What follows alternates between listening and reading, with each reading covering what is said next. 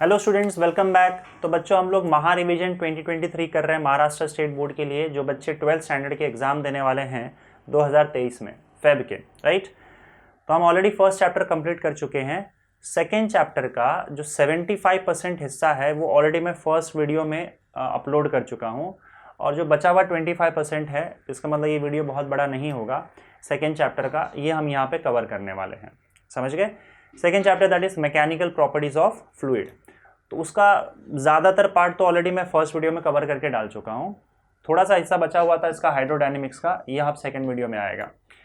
First video में हम लोगों ने हाइड्रोस्टैटिक्स के बारे में पढ़ा था, जहाँ पे फ्लूइड रेस्ट पे था। अब वो फ्लूइड जो है वो मूव करेगा, और जब फ्लूइड मूव करता है तब अगर आप उसकी स्टडी करते हो तो उस ब्रांच को बोला जाता है हाइड्रोडायनेमिक्स, ठीक है। तो अब यहाँ से जितने भी फ्लूइड की चर्चा होगी, बात होगी, स्टडी होगी, उसमें फ्लूइड आपको फ्लो करता हुआ नजर आएगा। तब उसके क्या प्रॉपर्टीज़ हैं, जब उसको आप स्टडी करते हो तो वही आपका हाइड्रोडायनेमिक्स होता है, समझ गए। चलो शुरू करते हैं। तो मान लो आपका एक फ्लूइड है, फ्लूइड में गैस हो सकता है, लिक्विड हो सकता है, प्लाज्मा हो सकता है, ठीक है। जनरली हम प्लाज्मा की बात नहीं करते हैं, तो गैसेस और लिक्विड दोनों में से कुछ भी हो सकता है, और वो फ्लो कर रहा है एक जगह से दूसरे जगह। अब चाहे वो पाइप से फ्लो करे या खुला फ्लो करे, रिवर की तरह, नदियों की तरह, जो भी लिक्विड या गैस फ्लो कर रहा है, फ्लूइड फ्लो कर रहा है। तो जब फ्लूइड फ्लो करता है तो हम इन कुछ चीज़ों के बारे में स्टडी करते हैं, बेसिक चीज़ों के बारे में, और उसके बाद हम अपना स्टडी आगे बढ़ाते हैं, जिसमें हम बात करेंगे स्टेडी फ्लो की। फ्लो को आप स्टेडी फ्लो कब बोलोगे?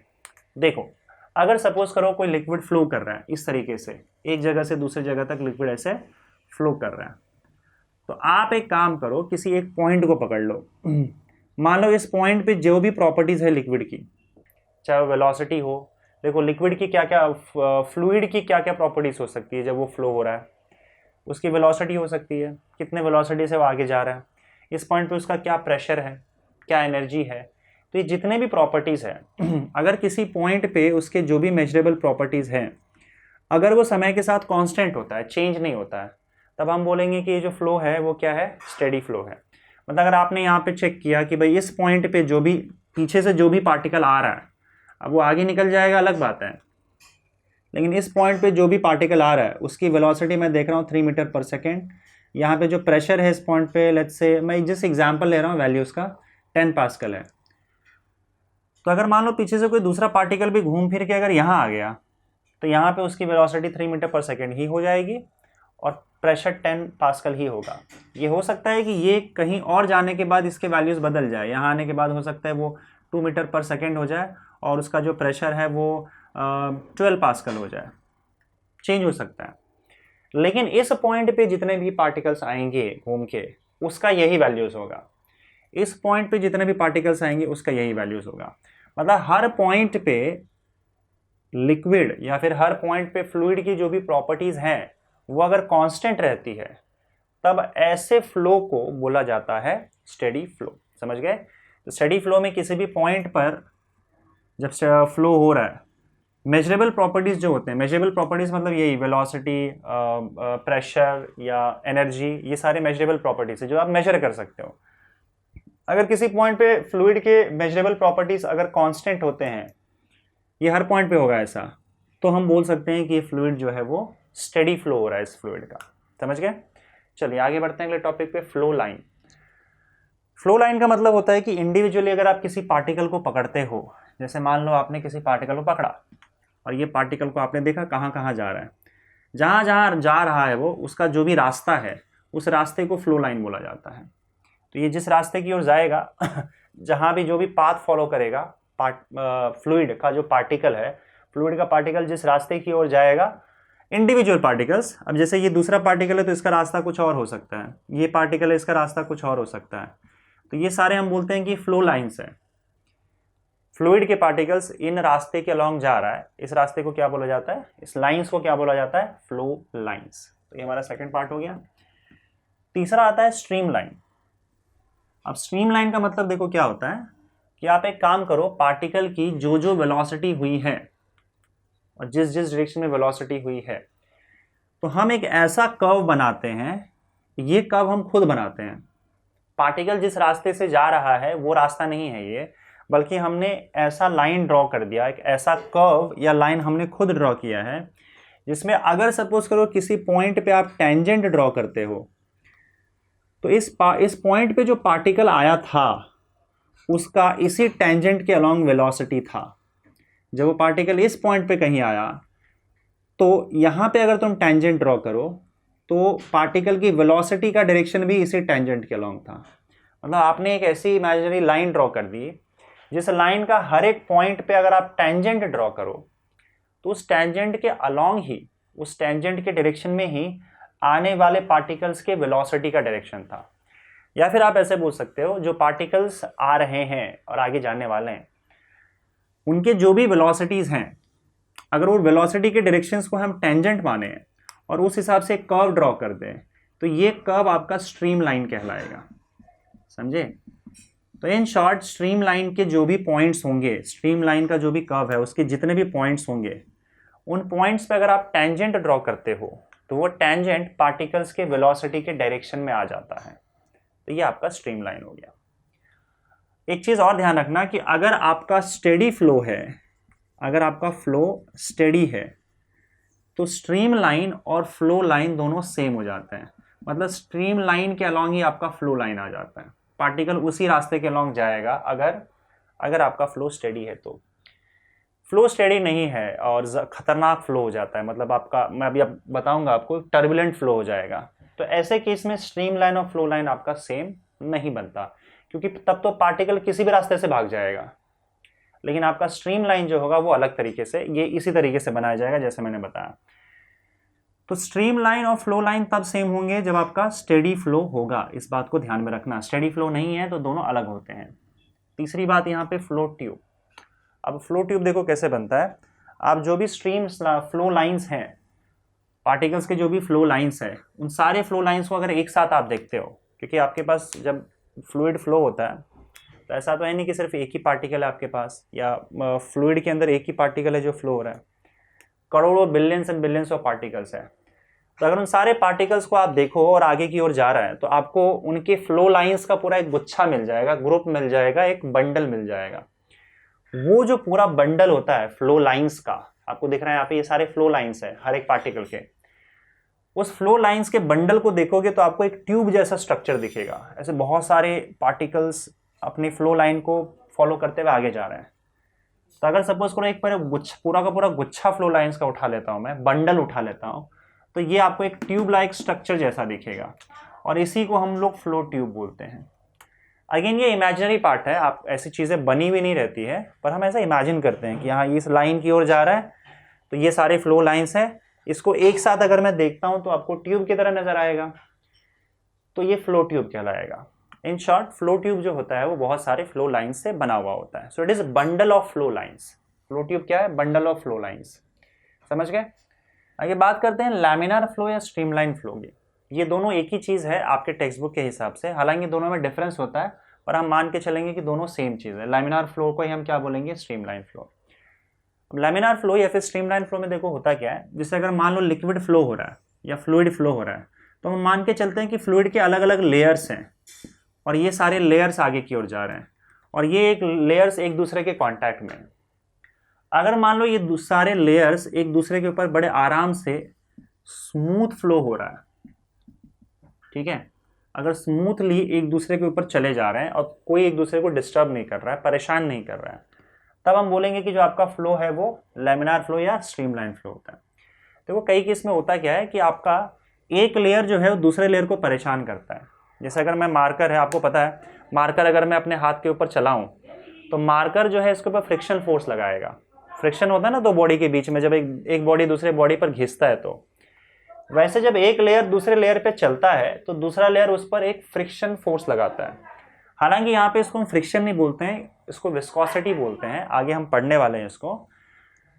तो ये ऐसा जो फ्रिक्शन है, फ्रिक्शन जैसा फोर्स है, रेजिस्टिव फोर्स है, ये इसमें नहीं लगता, ठीक है। जब मैं बोल रहा हूँ स्मूथ फ्लो है तो कोई फ्रिक्शन जैसा फोर्स नहीं होगा और एक दूसरे को ये परेशान या रेजिस्ट नहीं करेंगे, ओपोज नहीं करेंगे लेयर्स। तो एक लेयर जब दूसरे लेयर पर बड़े आराम से स्मूथ फ्लो होता है तो ऐसे केस में हम इस फ्लो को क्या बोलते हैं? लैमिनार फ्लो या फिर स्टेडी फ्लो, स्ट्रीमलाइन फ्लो। एक और चीज़, ये फ्लो जो होता है हमेशा वो स्टेडी फ्लो होता है। लेमिनार फ्लो अगर है, स्ट्रीमलाइन फ्लो है, तो वो स्टेडी फ्लो भी होगा, फिक्स है, समझे। तो एक steady flow of fluid which is flowing smoothly, जो लेयर्स है, एक लेयर दूसरे लेयर पर स्मूथली अगर फ्लो हो रहा है तो हम उस केस को क्या बोल देंगे, लेमिनार फ्लो या फिर स्ट्रीमलाइन फ्लो। याद रखना, स्ट्रीमलाइन और लेमिनार फ्लो जो होता है उसकी कंडीशन है कि आपकी जो फ्लो की वेलोसिटी है, लिक्विड या फ्लूइड जिस वेलोसिटी से फ्लो कर रहा है वो वेलोसिटी बहुत ज़्यादा नहीं होना चाहिए। अगर बहुत ज़्यादा स्पीड से कोई फ्लूइड फ्लो कर रहा है तो फिर वो लैमिनार फ्लो नहीं रह पाएगा, समझे। तो उसकी एक वेलोसिटी होती है जिसको बोला जाता है क्रिटिकल वेलोसिटी। क्रिटिकल वेलोसिटी, अगर इस क्रिटिकल वेलोसिटी को पार कर गया आपका फ्लूइड, बहुत तेजी से आने लगा, तो फिर वो स्ट्रीमलाइन फ्लो नहीं रह पाएगा। हमेशा स्ट्रीमलाइन फ्लो एक पर्टिकुलर वेलोसिटी होता है, उससे कम वेलोसिटी से ही फ्लो होता है। अगर क्रिटिकल वेलोसिटी से ज़्यादा वेलोसिटी हो गया इसका, तब वो स्ट्रीमलाइन फ्लो नहीं रह जाता, फिर वो बन जाता है टर्बुलेंट फ्लो।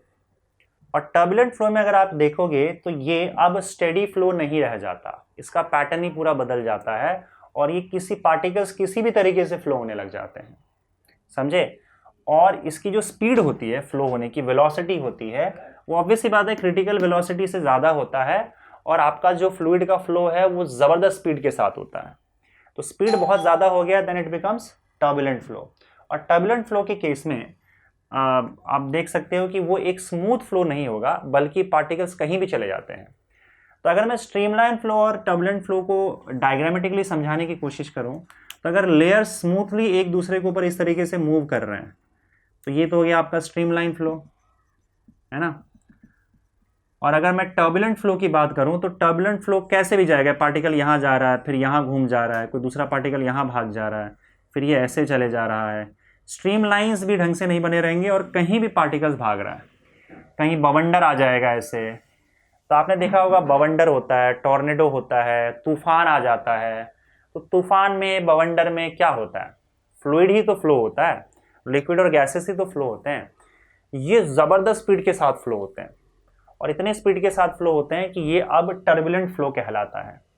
तो जो तूफान होता है, टॉर्नेडो होता है, या फिर सुनामी आई है, फ्लड आता है, तो इसमें बहुत रैपिड स्पीड के साथ, ज़बरदस्त वेलोसिटी के साथ फ्लूइड फ्लो होता है और ये सब टर्बुलेंट फ्लो का एग्जाम्पल है। स्ट्रीमलाइन फ्लो का एग्जाम्पल आप ले सकते हो जहाँ पे एक रिवर है, नदी है, बहुत आराम से फ्लो हो रही है। तो जब रिवर बहुत आराम से फ्लो होती है तो हम मान सकते हैं कि वो क्या है, एक स्ट्रीमलाइन फ्लो है, उसकी वेलोसिटी क्रिटिकल वेलोसिटी से कम होती है, समझ गए। तो ये कुछ बेसिक चीज़ें थी यहाँ पे फ्लो से रिलेटेड। ओके, तो बच्चों बात करते हैं critical velocity and Reynolds number की। क्रिटिकल वेलोसिटी मैं ऑलरेडी आपको बता चुका हूँ कि अगर ये एक ऐसी वेलोसिटी है जो फ्लूइड को मिल जाए और फ्लूइड की वेलोसिटी अगर क्रिटिकल वेलोसिटी से ज़्यादा है तब वो टर्बुलेंट फ्लो हो जाएगा, और अगर उसकी वेलोसिटी क्रिटिकल वेलोसिटी से कम है तो उसका जो फ्लो होगा वो स्ट्रीमलाइन या फिर लैमिनार फ्लो होगा। ये तो हम देख चुके हैं। इसका रेनॉल्ड्स नंबर से लेना देना है। अब ये रेनॉल्ड्स नंबर क्या है, देखो क्रिटिकल वेलोसिटी का एक फॉर्मूला होता है। क्रिटिकल वेलोसिटी अगर मैं वीसी लिखूँ उसको, तो उसका फॉर्मूला होता है आपका N eta upon rho D, ठीक है। और यहाँ से आपको रेनॉल्ड्स नंबर, आर एन जो है रेनॉल्ड्स नंबर है, इसका फॉर्मूला मिल जाएगा वीसी रो डी, ये क्या लिख दिया, सॉरी ये ईटा है, ईटा, तो it is VC rho D upon eta. अब इसमें टर्म्स पहले मैं आपको बता दूं, उसके बाद फिर मैं रेनॉल्ड्स नंबर की बात करेंगे हम लोग। तो आपको ये वीसी तो पता है, it is critical velocity. Critical velocity क्या होता है आप जानते हैं। उसके अलावा रो जो होता है ये डेंसिटी है, density of fluid, density of fluid. D जो होता है वो होता है डायमीटर ऑफ ट्यूब, मतलब किसी ट्यूब से हम मान के चलते हैं कि आपका फ्लूइड फ्लो हो रहा है, किसी ट्यूब में से आपका फ्लूइड अगर फ्लो हो रहा है तो उसका जो भी डायमीटर होगा ये डायमीटर डी है। और ईटा जो है यहाँ पे इसको बोला जाता है coefficient of viscosity, coefficient of viscosity. इसके बारे में हम आगे चर्चा करेंगे, कोएफिशिएंट ऑफ विस्कोसिटी। अभी फिलहाल इसका मतलब ये समझ लो कि जो विस्कोसिटी होता है वो एक्चुअली फ्रिक्शन होता है। मैंने आपको बताया कि जब फ्लूइड फ्लो होता है तो फ्रिक्शन की तरह वो एक लेयर दूसरे लेयर पर क्या करता है, फ्रिक्शन लगाता है।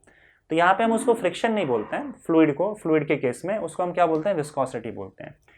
तो ये विस्कोसिटी कितना ज़्यादा है ये आपका कोएफिशिएंट ऑफ विस्कोसिटी डिसाइड करेगा। तो ये 4 चीज़ें हैं, इस पर डिपेंड करता है आपका रेनॉल्ड्स नंबर। फ्लूइड की ये 4 चीज़ें जिस पर रेनॉल्ड्स नंबर आपका डिपेंड करेगा। तो आप देखोगे यहाँ पे कि आपका जो रेनॉल्ड्स नंबर है, जब इसको आप कैलकुलेट कर लोगे तो रेनॉल्ड्स नंबर आपका कुछ ना कुछ एक वैल्यू आएगा उसका।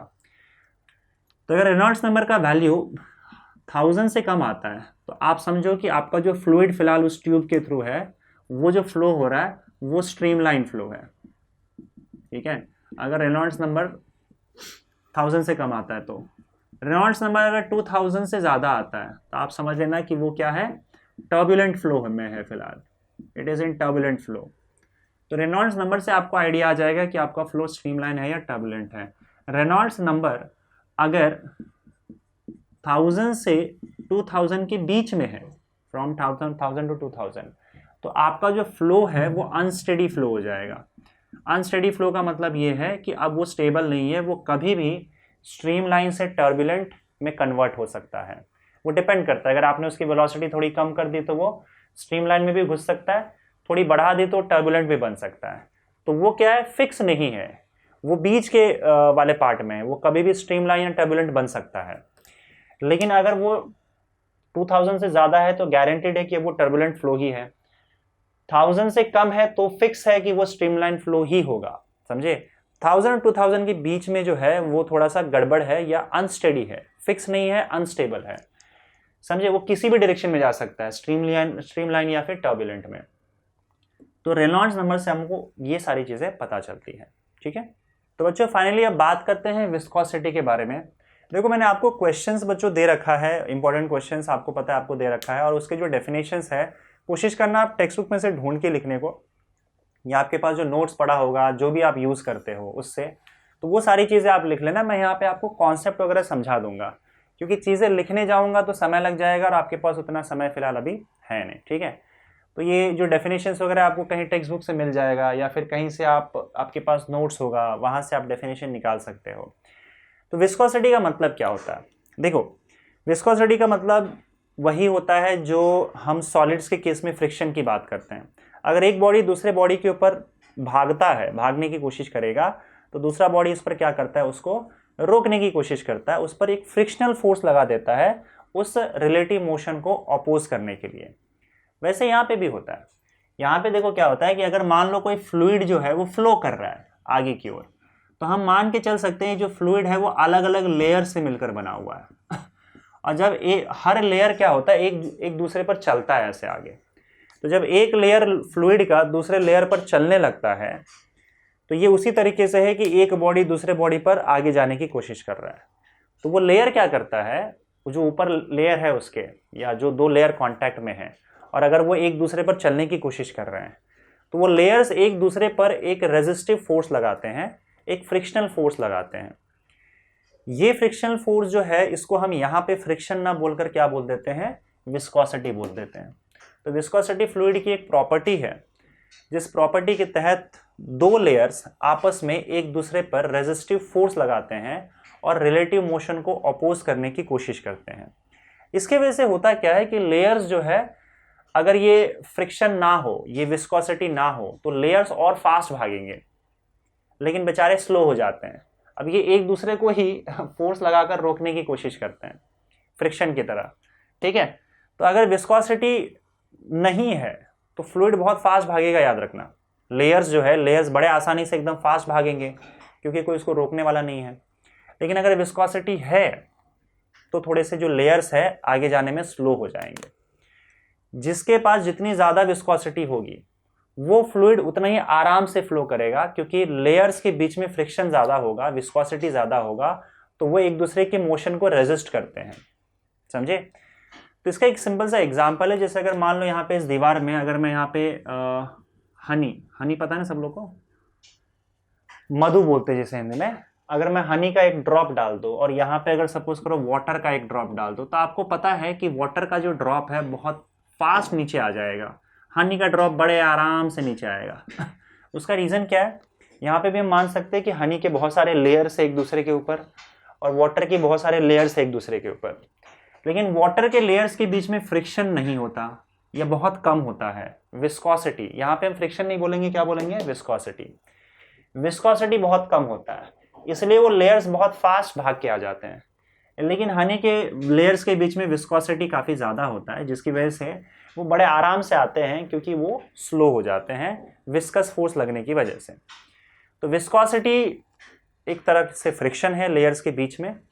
वो जो फोर्स लगाता है उसको हम विस्कस फोर्स बोलते हैं। जैसे वहाँ पे फ्रिक्शन और फ्रिक्शनल फोर्स बोला जाता है, वैसे यहाँ पे विस्कोसिटी और विस्कस फोर्स बोला जाता है। समझ गए? अब अगर मान लो फ्लूइड में, हम इसको दर्शाएंगे कैसे? जैसे अगर मान लो फ्लूइड में विस्कोसिटी है, अगर विस्कोसिटी ना हो तो क्या होगा? अब यहाँ पे आपको इमेजिन करना होगा कि कोई एक ट्यूब है, इस ट्यूब के थ्रू आपका जो फ्लूइड है वो फ्लो हो रहा है। तो फ्लूइड अगर फ्लो होगा तो उसका एक लेयर जो है वो यहाँ पे फिक्स होगा नीचे की ओर, यहाँ से भी होगा। हम एक काम करते हैं, इस ट्यूब को दो पार्ट में डिवाइड कर देते हैं, क्योंकि ये जो बीच वाला हिस्सा है इसके ऊपर जो चीज़ें हो रही होंगी उसके नीचे भी वही चीज़ें हो रही होंगी। और एक्चुअली में लेयर कैसा, मैं आपको बताता हूँ। आपको लेयर कैसे इमेजिन करना है, एक जैसे फ्लूइड आगे इस ट्यूब के अंदर जा रहा है तो एक लेयर इस ट्यूब से ऐसे चिपका हुआ रहेगा। आपका लेयर याद रखना ऐसा पूरा सर्कुलर है, ये पूरा एक लेयर है, ठीक है। और ये लेयर इस तरह से फ्लूइड का है। दूसरा लेयर जस्ट उसके छोटे सर्कल में होगा, सारा लेयर सिलेंड्रिकल लेयर है, इस तरह से होगा। तीसरा लेयर इस तरह से होगा, और ये सारे लेयर्स आपस में एक दूसरे के कांटेक्ट में है। समझ में आ रहा है कि नहीं आ रहा है? तो हम क्या कर रहे हैं, देखो इसको दो हिस्से में बांट दो और नीचे से स्टडी करने की कोशिश करते हैं। या फिर बस इमेजिन करो कि आपका एक लेयर है, जो एक लेयर सबसे लास्ट में है, जो एक्चुअली आपके पाइप या ट्यूब से चिपका हुआ है। ये लेयर और ट्यूब के बीच में इतना ज़बरदस्त फोर्स ऑफ अट्रैक्शन होता है कि ये ट्यूब जो है इस पहले वाले लेयर को आगे बढ़ने ही नहीं देता, और पहला वाला लेयर जो आपका है वो इसके साथ चिपक जाता है, ठीक है। ये पूरा ऐसे चिपका हुआ रहेगा पूरा लेयर, इसको बोला जाता है स्टेशनरी लेयर। ये आपका स्टेशनरी लेयर है, ठीक है। इसके बाद क्या होता है, इसका अगला लेयर, अब इसका अगला लेयर जो ऐसा है वो अब आगे मूव करने की कोशिश करेगा, ठीक है। उसके बाद और ये तीसरा लेयर समझ लो, तीसरा लेयर भी मूव करने की कोशिश करेगा, चौथा लेयर भी मूव करने की कोशिश करेगा। तो ऐसे डिफरेंट लेयर्स आपके बनते हैं जो आगे बढ़ने की कोशिश करते हैं। पर मैंने आपको बताया कि लेयर्स के बीच में होता है फ्रिक्शन, ठीक है। फ्रिक्शन हम यहाँ पे इसको क्या बोल रहे हैं, विस्कोसिटी। तो लेयर्स के बीच में होता है विस्कोसिटी, और लेयर्स एक दूसरे पर विस्कस फोर्स लगाकर एक दूसरे के मोशन को रोकने की कोशिश करते हैं। तो अब ये जो लेयर है आपका, ये वाला लेयर, जब ये वाला लेयर जो है अगला लेयर जब आगे बढ़ने की कोशिश करता है तो उसको ऊपर का स्टेशनरी लेयर पीछे धकेलने की कोशिश करता है, और नीचे वाला लेयर भी उसको पीछे धकेलने की कोशिश करता है। समझे कि नहीं? पर खैर यहाँ पे ये वाला जो लेयर है, बीच वाला लेयर, ये हम यहाँ पे डायग्राम बना देते हैं। ये आपका होता है stationary layer, this is stationary layer, मतलब ये लेयर आपका मूव ही नहीं कर रहा है। अब इसके बाद का जो लेयर है ये बहुत कम स्पीड से मूव करेगा, ठीक है। काफ़ी लोग उसको धकेल रहे हैं, तो ये कम स्पीड से मूव करेगा। अब इसके बाद का जो लेयर है उसका स्पीड थोड़ा बढ़ जाएगा, ठीक है। जैसे जैसे हम दूर जाएंगे स्टेशनरी लेयर से, आपका जो रेजिस्टेंस होता है या आपका जो अपोजिंग फोर्स होता है वो धीरे धीरे कम होने लग जाता है। तो अगला वाला लेयर जो है, मतलब ये लेयर से अगर हम इस लेयर पे आ गए, अब लेयर का मतलब लाइन नहीं है, याद रखना। लेयर मैंने आपको बताया, ये एक लेयर, फिर उसके बाद दूसरा लेयर, फिर तीसरा लेयर, फिर चौथा लेयर, बीच में आपको बस छोटा सा ऐसा पार्ट मिल जाएगा। तो मैं इस अब सेकेंड लेयर की बात कर रहा हूँ, जो स्टेशनरी लेयर के जस्ट ऊपर है। उसके पास कुछ ना कुछ वेलोसिटी होगी, उससे वो आगे जा रहा है। उसके बाद का जो लेयर आप देखोगे तो उसकी लेयर की वेलोसिटी और बढ़ जाएगी, उसको कम ऑपोजिशन मिलेगा। फिर उसके बाद का लेयर, उसकी वेलोसिटी और बढ़ेगी, फिर और उसके बाद बढ़ेगी। अब मान लो आपका जो एकदम बीचों बीच में लेयर होगा ना, ये बीचों बीच में, वो बड़े आराम से, आसानी से, बहुत तेजी से भागेगा। इसका मतलब जब फ्लूइड फ्लो होता है तो उसके सारे लेयर्स जो है पानी के या किसी भी फ्लूइड के, वो एक ही स्पीड से आगे नहीं जाते हैं, बल्कि बीच में जो लेयर होता है ना वो ज़बरदस्त स्पीड के साथ भागता है, समझे। और उसके बाकी जैसे जैसे आपके लेयर पाइप के ओर जाएंगे वो लेयर स्लो होने लग जाते हैं, तो बीच वाला लेयर एकदम फास्ट भागेगा। तो जब आप किसी पाइप के थ्रू पानी फ्लो करवा रहे हैं तो याद रखना बीच के लेयर का स्पीड सबसे ज़्यादा होता है, फिर उसके बाद का लेयर का स्पीड थोड़ा कम होगा, और जैसे जैसे आप पाइप के करीब जाओगे और आपका लेयर जो है बड़ा होने लगेगा तो वो रुकने लग जाता है, उसका स्पीड कम होने लग जाता है। और जो लास्ट वाला लेयर है जो पाइप के साथ चिपका हुआ है वो रुका हुआ ही रहता है। इसलिए सारा पानी निकल जाने के बाद आप देखोगे पाइप गीला है। पाइप गीला कैसे जब पानी निकल गया? क्योंकि उसका एक लेयर पानी के अंदर अभी भी चिपका पड़ा है। समझे कि नहीं? तो ये वो लेयर है जो बीच में, याद रखना मैं नीचे से ऊपर जा रहा हूं और ये मैं वेलोसिटी का डायग्राम बना रहा हूं। वेलोसिटी देखो धीरे धीरे क्या हो रहा है, स्टेशनरी लेयर नीचे वाले लेयर से बीच में मैं जा रहा हूं और वेलोसिटी फास्ट होते जा रहा है। समझे? तो यहां पे एक आ जाता है वेलोसिटी ग्रेडियंट। देखो ग्रेडियंट वर्ड हम तब बोलते हैं जब वो ग्रेजुअली चेंज होता है। यहां आप देखोगे कि यहां से डिस्टेंस के हिसाब से आपकी वेलोसिटी लेयर का बढ़ते जाता है और बीच में सबसे ज्यादा वेलोसिटी हो जाता है। तो अगर मैं ये मान के चलो कि भाई इसकी वेलोसिटी v है इस वाले लेयर की, और मैं उसके ऊपर जाऊंगा तो वेलोसिटी बढ़ जाएगी। तो ये वेलोसिटी मान लेते हैं v प्लस डी वी। कितने से वेलोसिटी बढ़ गया? dv से। This dv is nothing but increase in velocity, increase in velocity.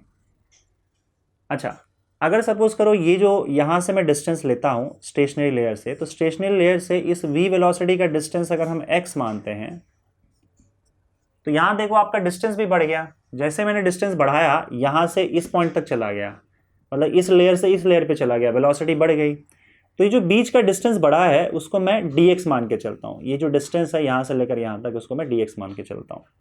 तो ये जो डिस्टेंस पूरा होगा आपका वो x प्लस dx हो जाएगा। I hope it is clear, क्योंकि यहाँ तक तो x था ही ना, इसके बाद क्या हो गया? dx हो गया। तो dx मतलब क्या है? Distance, distance between the layers. तो ये जो दो लेयर्स की मैं बात कर रहा हूँ उनके बीच का डिस्टेंस है।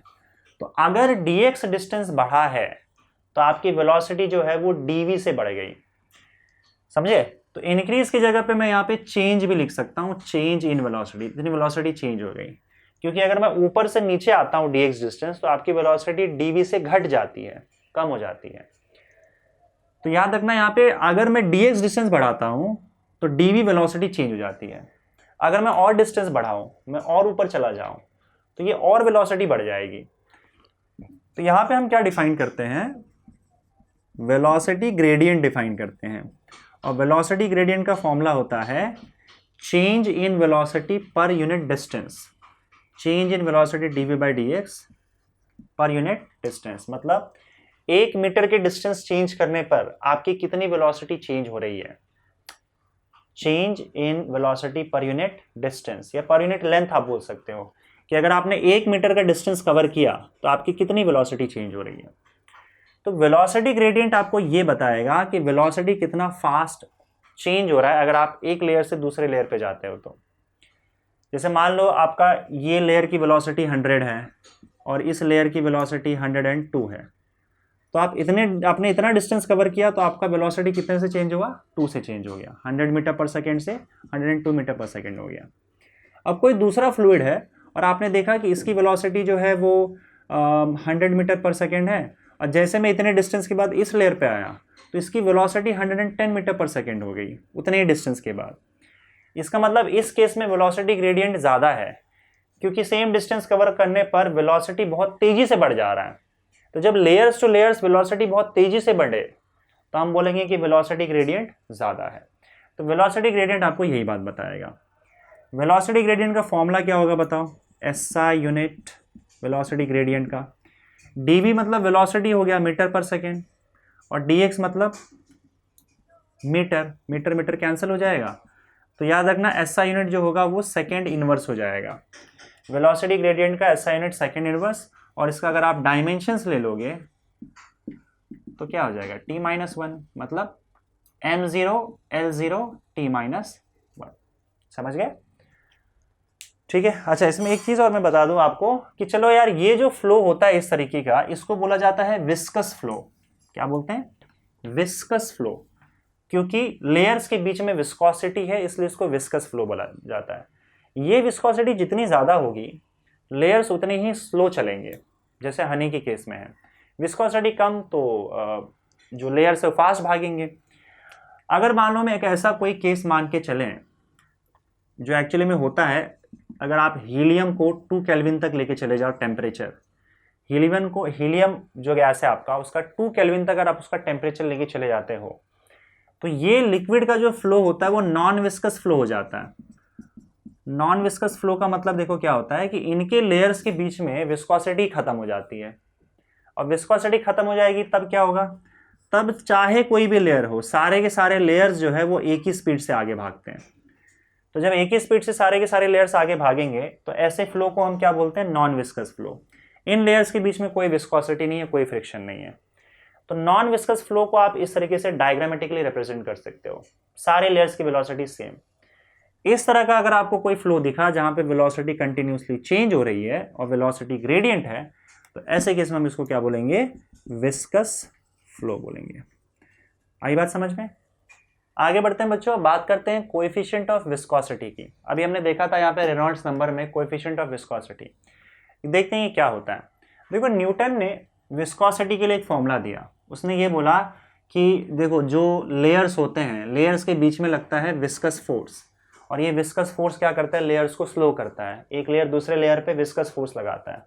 तो ये जो विस्कस फोर्स लगा रहा है वेलोसिटी को अपोज करने के लिए, ये विस्कस फोर्स दो चीज़ों पे डिपेंड करता है। विस्कस फोर्स मतलब फ्रिक्शन जैसा फोर्स, ये दो चीज़ों पे डिपेंड करता है। एक कि आपका जो लेयर है उसका एरिया कितना है। अगर ये एरिया ज़्यादा है, दो लेयर्स है और एक लेयर, ये जो लेयर्स है इनका एरिया बहुत बड़ा है, तो वो विस्कस फोर्स भी बहुत ज़्यादा लगाएगा और बहुत ज़्यादा रोकने की कोशिश करेगा। So this viscous force is directly proportional to area. दूसरा, लिक्विड का वेलोसिटी ग्रेडियंट कितना है। हम देख चुके थे कि कितना जल्दी layer to layer velocity change हो रहा है। अगर वेलोसिटी ग्रेडियंट ज़्यादा है तो इसका मतलब आपका विस्कस फोर्स भी ज़्यादा होगा। तो इसका मतलब आपका जो विस्कस फोर्स है वो दो चीज़ों पर डिपेंड करता है। It is directly proportional to area and it is directly proportional to velocity gradient. समझ गए? तो अगर सपोज करो यहाँ पे हम एक कांस्टेंट लाते हैं, तो इस कांस्टेंट को ये ईटा लिखा जाता है। इस कांस्टेंट को हम क्या बोलते हैं, कोएफिशिएंट ऑफ विस्कोसिटी। तो एक्चुअली कोएफिशिएंट ऑफ विस्कोसिटी जो है वो इस केस का कांस्टेंट ऑफ प्रोपोर्शनैलिटी है। So A D by D X हो जाएगा। Now this constant of proportionality eta is nothing but it is called coefficient of viscosity. समझ गए? अब इस यहाँ पे इस हिसाब से कोएफिशिएंट ऑफ विस्कोसिटी का फॉर्मूला क्या आ जाएगा बताओ। Eta will be equal to, यहाँ भेज दो तो एफ अपॉन ये नीचे आ जाएगा A D we by D X. ठीक है। अब देखो अगर सपोज करो मैं ए को 1 मीटर स्क्वायर रख देता हूँ और D we by D X को, अगर मैं ए को 1 मीटर स्क्वायर रख देता हूँ और D we by D X को अगर सपोज करो मैं 1 सेकेंड इनवर्स रख देता हूँ, इसका यूनिट 1 सेकेंड इनवर्स है, तो ये 1 हो गया, ये 1 गया, तो ईटा का वैल्यू क्या हो जाएगा आपका, विस्कस फोर्स के बराबर हो जाएगा। इसका मतलब हम कोएफिशिएंट ऑफ विस्कोसिटी को डिफाइन कैसे करेंगे कि it is viscous force per unit area per unit velocity gradient. Velocity gradient और एरिया अगर 1 कर दे तब जो विस्कस फोर्स एक्ट होता है लेयर्स के बीच में, वही आपका विस्कोसिटी हो जाएगा। इन शॉर्ट, और ये विस्कोसिटी आपको ये बताता है कि कितना ज़्यादा विस्कस फोर्स लग सकता है, इससे ये क्लियर होता है। अगर मान लो आपके पास सब कुछ सेम है, मतलब आपने दो लिक्विड लिया, दो लिक्विड में आपका सरफेस एरिया सेम है, आपका जो है वेलोसिटी ग्रेडियंट सेम है दोनों लिक्विड का, फिर भी उस लिक्विड पे डिपेंड करता है कि लेयर्स के बीच में कितना ज़्यादा विस्कस फोर्स लगेगा। तो अगर उस लिक्विड की कोएफिशिएंट ऑफ विस्कोसिटी ज़्यादा है तो फ्रिक्शन फोर्स ज़्यादा लगेगा, और कोएफिशिएंट ऑफ विस्कोसिटी कम है तो फ्रिक्शन फोर्स कम लगेगा, भले ही आप बाकी सारी चीज़ें सेम कर दो तो भी। तो इसका मतलब कोएफिशिएंट ऑफ विस्कोसिटी जो है वो आपने कौन सा लिक्विड लिया है इस बात पर डिपेंड करेगा, और इसका वैल्यू जितना ज़्यादा होगा उतना ही ज़्यादा आपको विस्कस फोर्स या विस्कोसिटी मिलेगा। समझ गए? इसके एसआई यूनिट की बात करें तो एसआई यूनिट क्या हो जाएगा बताओ, फॉर्मूला देख लो आप। फॉर्मूला क्या, eta is equal to F upon A D we by D X. अब आपको पता है कि A D we by D X जो है, चलो यूनिट देख लेते हैं। फोर्स का क्या होता है, न्यूटन होता है। न्यूटन अपॉन एरिया का मीटर स्क्वायर हो जाएगा, डीवी का मीटर पर सेकेंड हो जाएगा, डीएक्स का आपका मीटर हो जाएगा। तो ये गया, सेकेंड ऊपर चला गया, तो इसका यूनिट एसआई यूनिट जो होगा न्यूटन सेकेंड पर मीटर स्क्वायर हो जाएगा। SI unit will be Newton second पर मीटर स्क्वायर, या फिर इसको ऐसे भी लिखते हैं न्यूटन सेकेंड मीटर का पावर -2। समझे? एसआई यूनिट हो गया। अब इसका जो फेमस है वो एक्चुअली सीजीएस यूनिट है। सीजीएस यूनिट काफ़ी फेमस है, और सीजीएस यूनिट जो होगा वो होता है पॉइज। पॉइस का मतलब क्या होता है, डाइन सेकेंड पर सेंटीमीटर स्क्वायर। ध्यान रहे, पॉइस का मतलब क्या होगा, poise is nothing but dyne, क्योंकि न्यूटन का डाइन हो जाएगा सीजीएस में, डाइन सेकेंड पर सेंटीमीटर स्क्वायर। तो जब पॉइस और एसआई यूनिट में रिलेशन निकालोगे तो आपको 1 poise is equal to 0.1 newton second पर मीटर स्क्वायर मिल जाएगा। अच्छा, एक और चीज, न्यूटन पर मीटर स्क्वायर जो होता है वो पास्कल होता है। न्यूटन पर मीटर स्क्वायर जो होता है वो क्या होता है, पास्कल होता है, जो कि हम देख चुके हैं प्रेशर का यूनिट है। तो इसको कई बार जो है ना वो पास्कल सेकेंड भी लिख दिया जाता है। न्यूटन सेकेंड पर मीटर स्क्वायर को पास्कल सेकेंड लिख दिया जाता है, विच इज एसआई यूनिट। तो आप ऐसे भी लिख सकते हो 1 poise is equal to 0.1 newton second पर मीटर स्क्वायर को क्या लिखा जाता है, पास्कल सेकेंड भी लिखा जाता है। तो आप इसको ऐसे भी लिख सकते हो। ये एसआई यूनिट है, ये और ये दोनों सेम चीज़ है, और ये सीजीएस यूनिट, और दोनों के बीच में ये रिलेशन आ जाएगा आपका। ठीक है, डायमेंशंस जो है आप इसका चेक कर लेना। वैसे यहाँ पे डायमेंशंस आपके टेक्स्ट बुक में दिया नहीं है, लेकिन आप निकाल सकते हो, कोई प्रॉब्लम नहीं है, डायमेंशंस निकालना आपको आता है। तो ये आपका केस हो गया कोएफिशिएंट ऑफ विस्कोसिटी का। ओके स्टूडेंट्स, तो आगे बढ़ते हैं, will talk about Stokes law. देखो स्टोक ने एक लॉ दिया, वो लॉ किस चीज़ के लिए, देखो कि अगर कोई ऑब्जेक्ट किसी फ्लूइड में मूव कर रहा है, फ्लूइड चाहे वो गैस हो या लिक्विड हो, तो उस पर एक फोर्स लगता है जिसको हम विस्कस फोर्स बोलते हैं। अब यहाँ पे ध्यान रखना कि एक फ्लूइड जो है वो सॉलिड ऑब्जेक्ट पर फोर्स लगा रहा है। जैसे अगर आप भी हाथ पानी के अंदर डालो और आप मूव करो, तो आप जिस डायरेक्शन में मूव करोगे उसके ऑपोजिट डायरेक्शन में आपको फोर्स फील होगा। इसको बोला जाता है विस्कस फोर्स। यही फोर्स जब हम हाथ एयर में मूव करते हैं तब भी हमको फोर्स लगता है, पर क्योंकि एयर की डेंसिटी बहुत कम है तो ये फोर्स हमको ज़्यादा फील नहीं होता है, लेकिन वो लगाता ज़रूर है। तो एयर के अंदर भी अगर कोई चीज़ मूव करता है तो उस पर विस्कस फोर्स लगता है। हाँ, ये एयर वाला जो फोर्स होता है विस्कस फोर्स, उसको हम एयर रेजिस्टेंस के नाम से भी जानते हैं। तो अगर आप किसी भी फ्लूइड में, चाहे वो गैस हो या लिक्विड हो, अगर उसके अंदर कोई ऑब्जेक्ट मूव करता है तो उस ऑब्जेक्ट के मोशन के ऑपोजिट डायरेक्शन में एक फोर्स लगता है जिसको बोला जाता है विस्कस फोर्स। तो अगर मान लो ये ऑब्जेक्ट स्फेरिकल ऑब्जेक्ट है, तो स्फेरिकल ऑब्जेक्ट पे कितना विस्कस फोर्स लगेगा ये आपको स्टोक्स लॉ बताता है। तो स्टोक्स ने स्फेरिकल ऑब्जेक्ट के लिए लॉ दिया हुआ है। तो मान लो आपका सपोज करो एक मीडियम है, ठीक है, इस मीडियम में आपका एक स्फेरिकल ऑब्जेक्ट जिसका रेडियस r है, ये मूव कर रहा है विद सम वेलोसिटी। तो ये आप ऐसे ही बना सकते हो, आपके टेक्स्ट बुक में कुछ ऐसे बनाया हुआ है, मतलब आपका मीडियम ऐसा है और इसमें ये ऑब्जेक्ट जो है वो ऐसा मूव कर रहा है। तो वह कैसा भी मूव कर रहा है उससे फर्क नहीं पड़ता है, जिस डायरेक्शन में वो मूव कर रहा है, चाहे वो इधर मूव करे हॉरिजॉन्टल या वर्टिकल, जिस डायरेक्शन में वो मूव कर रहा है उसके ऑपोजिट डायरेक्शन में उसको विस्कस फोर्स लगेगा। तो अगर वो नीचे मूव कर रहा है तो ऊपर लगेगा, ऊपर मूव, अगर वो ऊपर जा रहा होता तो नीचे लगता। यहाँ पे अगर इस साइड मूव कर रहा है तो उसको विस्कस फोर्स, यहाँ रेजिस्टिव फोर्स लगेगा जो उसके वेलोसिटी को कम करने की कोशिश करेगा। समझे? स्टोक ने ये बोला कि ये जो फोर्स होता है वो 3 चीज़ों पे डिपेंड करता है। It is directly proportional to eta, V और आर। मतलब कोएफिशिएंट ऑफ विस्कोसिटी कितनी है फ्लूइड की, कितने वेलोसिटी से जा रहा है, ज़्यादा वेलोसिटी तो ज़्यादा फोर्स लगेगा, और रेडियस मतलब साइज क्या है, रेडियस बड़ा तो स्फीयर का साइज बड़ा हो जाएगा। इन 3 चीज़ों पर डिपेंड करेगा। ये 3 चीज़ें जितनी ज़्यादा होंगी आपका विस्कस फोर्स भी उतना ही ज़्यादा होगा। और जब एक्सपेरिमेंटली इसका वैल्यू निकाला गया इसके कांस्टेंट का, यहाँ पे कांस्टेंट के आ जाएगा, के ईटा वी आर, ये प्रोपोर्शनलिटी कांस्टेंट है, और एक्सपेरिमेंटली पता चला कि ये प्रोपोर्शनलिटी कांस्टेंट का वैल्यू 6 पाई होता है। तो फाइनली जो आपका विस्कस फोर्स का फॉर्मूला था इसको एफ वी लिख देते हैं स्टोक्स लॉ के हिसाब से। इस विस्कस फोर्स का फॉर्मूला क्या आ गया, 6 पाई ईटा वी आर। ये आपका स्टोक्स लॉ है कि कोई अगर स्फेरिकल ऑब्जेक्ट किसी फ्लूइड में मूव कर रहा है तो उसके ऑपोजिट डायरेक्शन में उसको इतना फोर्स लगेगा, viscous force 6 pi eta V R. ठीक है, आगे बढ़ते हैं बच्चों, बात करते हैं टर्मिनल वेलोसिटी की। देखो बच्चों, आपको पता है कि अगर मान लो बहुत ऊपर से कोई चीज़ जब फेंकी जाती है तो एक पर्टिकुलर टाइम के बाद उसकी वेलोसिटी बढ़ती है और उसके बाद फिर उसकी वेलोसिटी कांस्टेंट हो जाती है एयर में।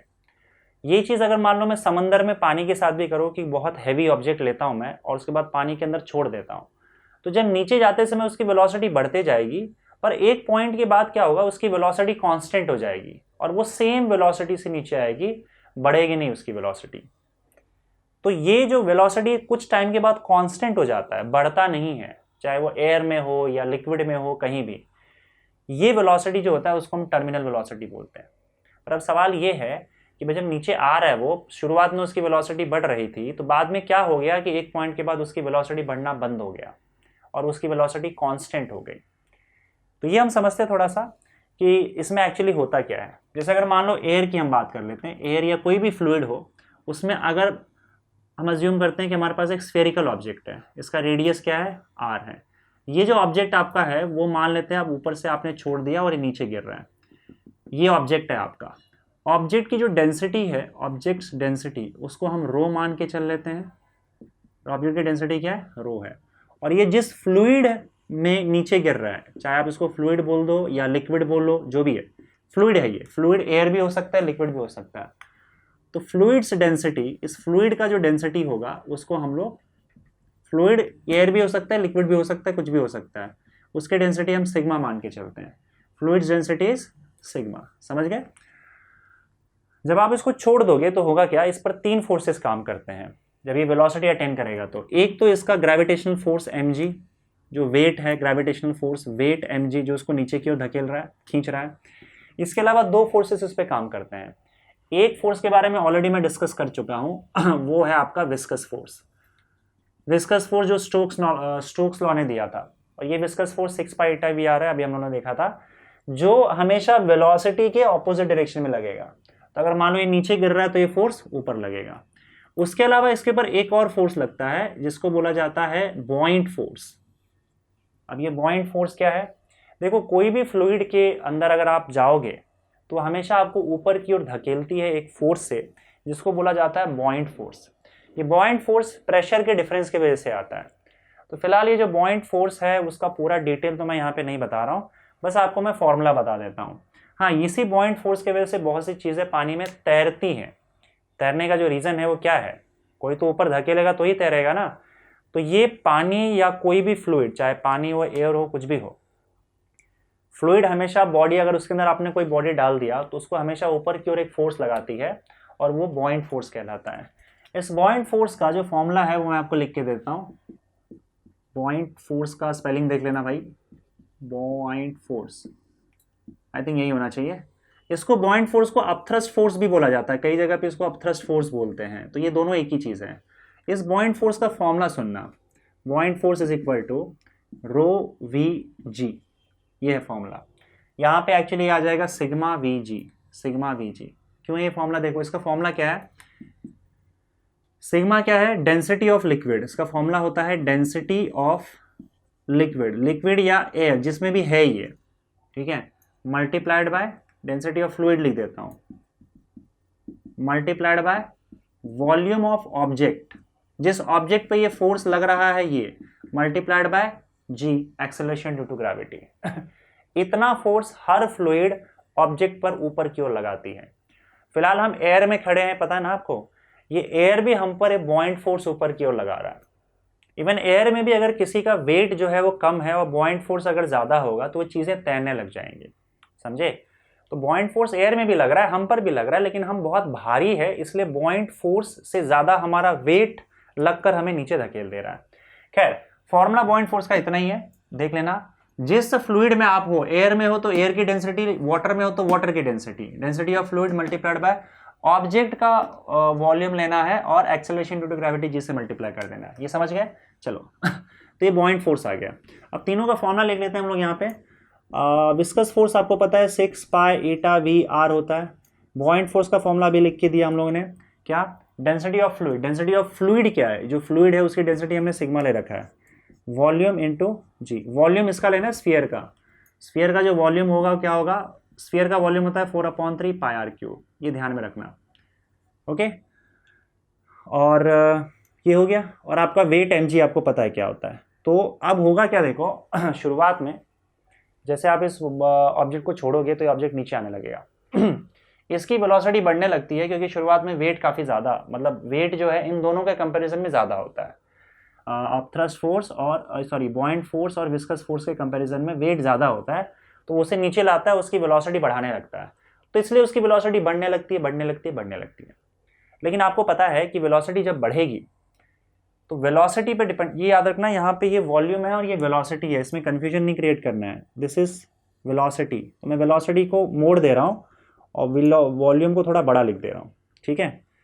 तो अब आपको पता है, देखो बॉइंट फोर्स को तो कुछ होगा नहीं, बॉइंट फोर्स तो फिक्स होगा, लेकिन जैसे जैसे वेलोसिटी बढ़ने लग जाती है तो वेलोसिटी पे डिपेंड करता है आपका विस्कस फोर्स, स्टोक्स लॉ ने जो दिया था, और ये विस्कस फोर्स भी बढ़ने लग जाता है।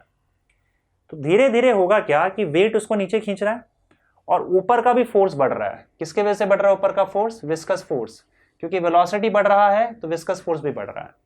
तो जब उसकी वेलोसिटी बढ़ने लग जाती है, ऊपर का विस्कस फोर्स भी बढ़ने लग जाता है, और एक मोमेंट ऐसा आता है जब ये जो वेट है ये और ऊपर के फोर्सेस ये दोनों बैलेंस हो जाते हैं, इक्वल हो जाते हैं। शुरू में mg ज़्यादा था तो उसकी वेलोसिटी बढ़ रही थी, लेकिन अब धीरे धीरे वेलोसिटी बढ़ने की वजह से विस्कस फोर्स भी बढ़ने लगा। तो बढ़ते बढ़ते एक मोमेंट ऐसा आता है जब नीचे का mg और ऊपर की दोनों फोर्स दोनों एक दूसरे को बैलेंस कर लेते हैं, और जैसे ही बैलेंस किया नेट फोर्स जीरो। फोर्सेस जब बैलेंस हो जाते हैं और नेट फोर्स अगर आपका जीरो हो जाता है तो क्या होता है बताओ?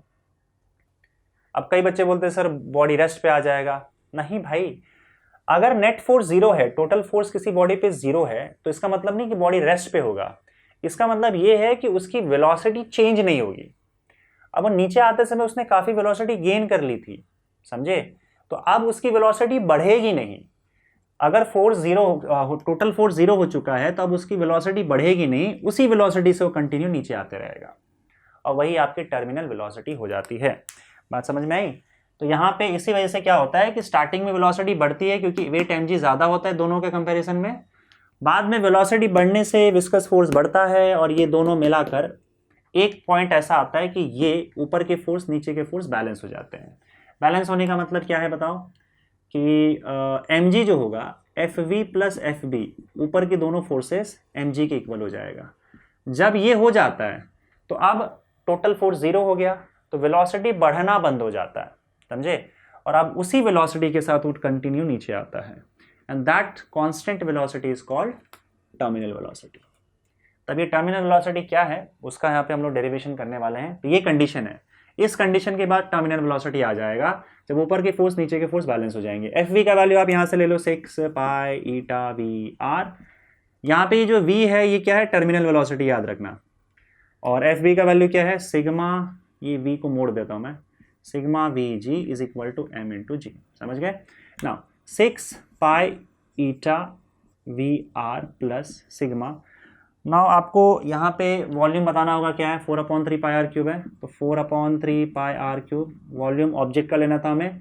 g is equal to mass, mass of the object. अब आप मास को किसके टर्म्स में लिखोगे? इसको मैं हटा देता हूँ। देखो density is equal to mass upon volume होता है, तो मास इज इक्वल टू क्या हो जाएगा? Density into volume, right? तो ये क्या हो जाएगा? Density into volume into G. समझ गए? यहाँ पे डेंसिटी याद रखना ऑब्जेक्ट का लेना है क्योंकि ऑब्जेक्ट का मास ले रहे हैं हम लोग। अगेन इस v को तुम क्या लिख सकते हैं बताओ? v तो उसी का है ना, that is 4/3 pi R cube. तो v की जगह पे फिर उसका वॉल्यूम लिख दिया।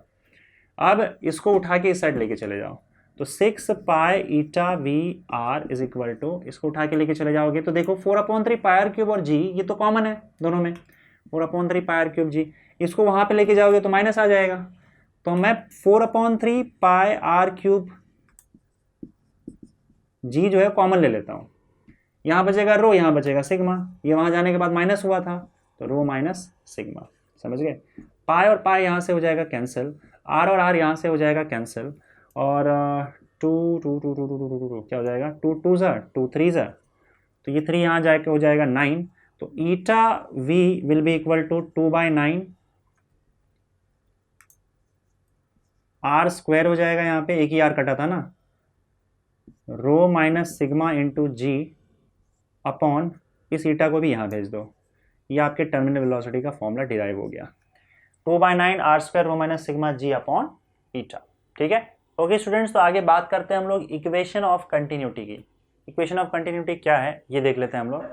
सी मान लेते हैं हमारे पास एक ऐसा ट्यूब है, और इस ट्यूब का एरिया जो है वो यूनिफॉर्म नहीं है, मतलब कहीं पे एरिया ज़्यादा है फिर कहीं पे एरिया कम है।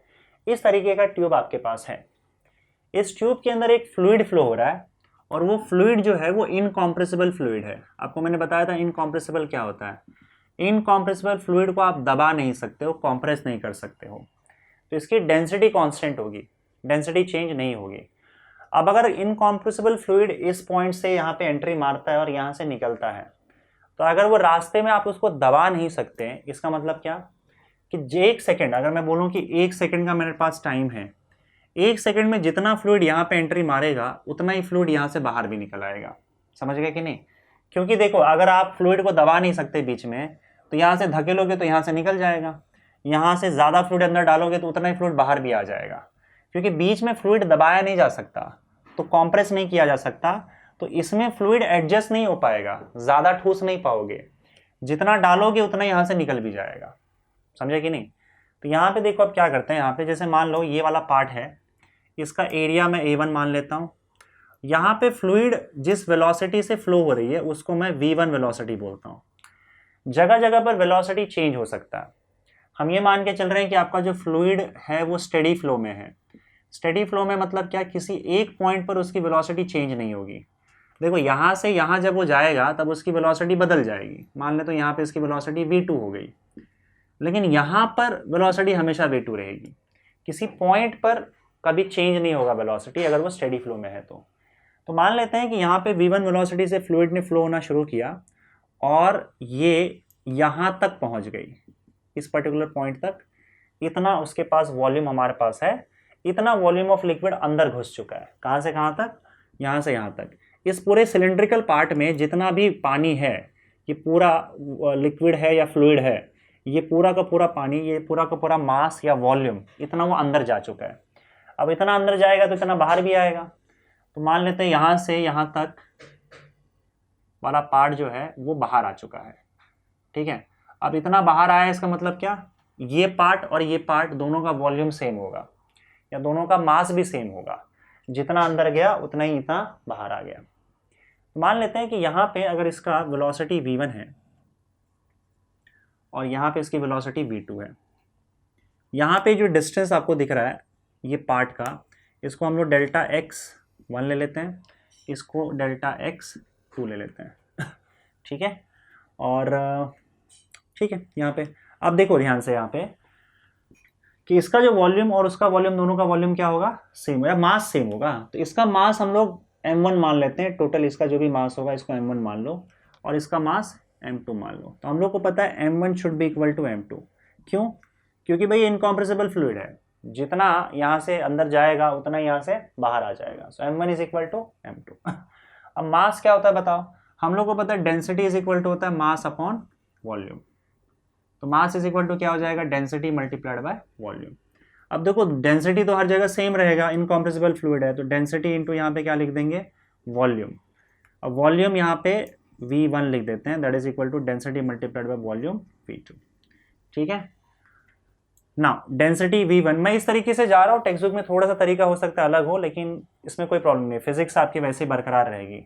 अब वॉल्यूम की बात करते हैं। अब ये एक सिलेंड्रिकल पार्ट जैसा आपको दिख रहा है।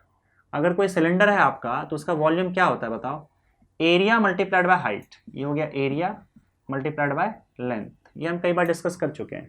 तो इसका एरिया A1 है और आपका हाइट या लेंथ इसका डेल्टा x1 हो जाएगा। वैसे यहाँ पे क्या हो जाएगा बताओ, रो इंटू V2। यहाँ पे आपका एरिया जो है इसका, यहाँ पे एरिया हम A2 अज्यूम कर लेते हैं, A2, और डिस्टेंस क्या हो जाएगा, डेल्टा x2। समझ गए? रो और रो आप कैंसिल कर सकते हो क्योंकि दोनों की डेंसिटी जो होगी वो सेम होगी। इनकॉम्प्रेसिबल फ्लूइड है, उसका डेंसिटी चेंज नहीं होगा अगर एक जगह से दूसरी जगह जा रहा है। तो एरिया A1 ऐसे रहने दो। अब डेल्टा x1 की बात करते हैं। देखो स्पीड इज इक्वल टू क्या होता है बताओ, डिस्टेंस अपॉन टाइम। तो डिस्टेंस इज इक्वल टू क्या हो जाएगा, स्पीड मल्टीप्लाइड बाय टाइम। तो डेल्टा x1 की अगर मैं बात करूं तो डेल्टा x1 क्या हो जाएगा, this is distance is equal to speed. यहाँ का स्पीड क्या है, V1, और टाइम ले लेते हैं डेल्टा t। मान लो डेल्टा t टाइम में यहाँ से यहाँ पे आया है, उतने ही टाइम में ये यहाँ से यहाँ पे आ गया है। तो डेल्टा x2 क्या हो जाएगा बच्चों बताओ, speed V2 into delta t। तो आप क्या करोगे, यहाँ पे डेल्टा x1 डेल्टा x2 का वैल्यू उठा के यहाँ पे डाल दो। ठीक है, तो यहाँ पे A1 डेल्टा x1 का value V1 into delta t, और यहाँ पे A2 V2 into delta t। Delta t गया तो यहाँ पे आपको आ गया A1 V1 is equal to A2 V2। और यही आपकी इक्वेशन ऑफ कंटिन्यूटी है, a1 v1 is equal to a2 v2। अगर आप यहाँ पे भी कोई पार्ट लेते और इसका एरिया मान लो a3 होता और ये v3 वेलोसिटी से आगे जा रहा है, देन दिस, तब हम ऐसे लिख सकते हैं a1 v1 is equal to a2 v2 is equal to a3 v3। मतलब किसी भी हिस्से में एरिया और वहाँ पे वेलोसिटी लिक्विड का, इन दोनों का जो प्रोडक्ट होगा वो हमेशा कांस्टेंट होगा, सेम होगा। यहाँ पे भी ए वी सेम होगा, यहाँ पे भी ए वी और यहाँ पे भी ए वी। हर जगह का एरिया इंटू वेलोसिटी का जो प्रोडक्ट है ये हमेशा हर जगह पे सेम होगा। इन शॉर्ट आप ऐसे लिख सकते हो कि आपका इक्वेशन ऑफ कंटिन्यूटी क्या है, area multiplied by velocity will always remain constant. समझ गए, area multiplied by velocity is constant. अब देखो यहाँ पे एरिया मल्टीप्लाइड बाय वेलोसिटी आपको क्या दिखाता है। See, area multiplied by velocity actually में अगर आप देखोगे तो it is nothing but D we by D T. D we by D T जो है, ये वी यहाँ पे आपका वॉल्यूम है, बड़ा कर देता हूँ मैं। D we by D T आपका एरिया इंटू वेलोसिटी होता है। D we by D T का मतलब क्या है, total change in volume upon time. मतलब एक पर्टिकुलर टाइम में कितना वॉल्यूम फ्लो हो रहा है, D we by D t, volume upon time. D we by D t क्या है, वॉल्यूम फ्लोइंग अपॉन टाइम। इसका वैल्यू आपको एरिया इंटू वेलोसिटी के बराबर मिल जाएगा। आप चेक कर सकते हो, यहाँ पे देखो, इसका वॉल्यूम निकाल लो और उसको टाइम से डिवाइड कर दो। वॉल्यूम क्या आएगा बताओ, सिलेंडर है ना, तो इसका वॉल्यूम क्या हो जाएगा, एरिया A1 और multiplied by height delta x1 upon time delta t। और अभी हम लोगों ने देखा था कि डेल्टा x का वैल्यू क्या था, v into delta T. Delta T cancel, आपको A1 v1 मिल गया। देखा, तो वॉल्यूम अपॉन टाइम करोगे तो आपको क्या मिल जाएगा, एरिया इंटू वेलोसिटी मिल जाएगा। तो ये हमेशा कांस्टेंट होगा, ये हमेशा क्या होगा, कांस्टेंट होगा। मतलब volume upon d v by d का मतलब क्या, कि कितना वॉल्यूम एक सेकंड में फ्लो हो रहा है। जितना वॉल्यूम एक सेकंड में यहां फ्लो होगा उतना ही वॉल्यूम एक सेकंड में यहां फ्लो होगा, उतना ही वॉल्यूम एक सेकंड में यहां फ्लो होगा, उतना ही वॉल्यूम यहां पे भी एक सेकंड में निकल जाएगा। तो ये बताता है आपको कि आपका जो वॉल्यूम है एक सेकंड में या एक स्पेसिफिक टाइम में हर जगह पे सेम ही फ्लो होगा। तो आपका लिक्विड कॉम्प्रेस या फिर एक्सपैंड नहीं हो रहा है, लिक्विड इनकॉम्प्रेसिबल है, इनकॉम्प्रेसिबल लिक्विड है, इसलिए ऐसा हो रहा है। और हम यहाँ पे d we by D t को, ये वॉल्यूम है, D we by D t को वॉल्यूम फ्लक्स बोलते हैं, वॉल्यूम फ्लक्स। एक हिसाब से आप ऐसा भी बोल सकते हो कि हर जगह का वॉल्यूम फ्लक्स जो है वो कांस्टेंट होता है। इनफैक्ट क्योंकि ये इनकॉम्प्रेसिबल फ्लूइड है, वॉल्यूम चेंज नहीं हो रहा है, इसकी डेंसिटी भी चेंज नहीं हो रही है। तो अगर मैं डेंसिटी से इसको मल्टीप्लाई कर दूं तब भी फर्क नहीं पड़ेगा, क्योंकि डेंसिटी अपने आप में क्या है, कांस्टेंट है। और आपको पता है डेंसिटी इंटू वॉल्यूम क्या होता है, मास होता है। तो density into change in volume क्या हो जाएगा, change in mass upon time. यह आ गया आपका मास अपॉन टाइम, इसको मास फ्लक्स बोला जाता है। ठीक है, ये भी कांस्टेंट होगा। वॉल्यूम फ्लक्स, मास फ्लक्स, ये सारी चीजें कांस्टेंट होती है अगर आपके पास एक इनकॉम्प्रेसिबल फ्लूइड है जो फ्लो हो रहा है। समझे, तो वॉल्यूम फ्लक्स सिर्फ ये डीवी बाई डी होगा, रो आप मल्टीप्लाई कर दोगे तो डीएम बाई डी बन जाएगा, मास अपॉन टाइम। राइट, तो यहाँ पे ये तो सारी चीजें चलो ठीक है, इसको एक्सप्लेन करने की थी। बाकी आपका जो इक्वेशन ऑफ कंटिन्यूटी वो यही है कि किसी भी जगह पे एरिया मल्टीप्लाइड बाय वेलोसिटी वो क्या होगा, कांस्टेंट होगा। तो इससे आपको क्या कंक्लूजन मिलता है कि जिस पार्ट में एरिया बड़ा होगा, क्योंकि देखो area is equal to constant upon volume हो जाएगा, वेलोसिटी हो जाएगा। इसका मतलब एरिया वेलोसिटी जो है इनवर्सली प्रोपोर्शनल है। इसका मतलब यही निकलता है that area is inversely proportional to velocity. इसका मतलब जिस पार्ट में ट्यूब के एरिया ज़्यादा होगा वहाँ पे स्लो हो जाएगी वेलोसिटी, कम हो जाएगी, और जो एकदम नैरो हो जाएगा वहाँ पे फास्ट वेलोसिटी होगी। तो आपने कभी ट्राई किया रहेगा, जैसे आपके पास पाइप है, पाइप में से पानी फ्लो हो रहा है, अगर वो आराम आराम से आ रहा है तो आप क्या करो, उसका आधा होल जो है बंद कर दो, तो आप देखोगे कि पानी का स्पीड बढ़ जाता है, क्योंकि आपने एरिया कम कर दिया। एरिया कम कर दोगे तो वेलोसिटी बढ़ जाएगा, एरिया ज़्यादा होगा तो वेलोसिटी कम हो जाएगा। समझ गए, तो यही आपका इक्वेशन ऑफ कंटिन्यूटी है। ओके स्टूडेंट्स, तो यहाँ पे बात करेंगे हम लोग बर्नौलीज इक्वेशन के बारे में।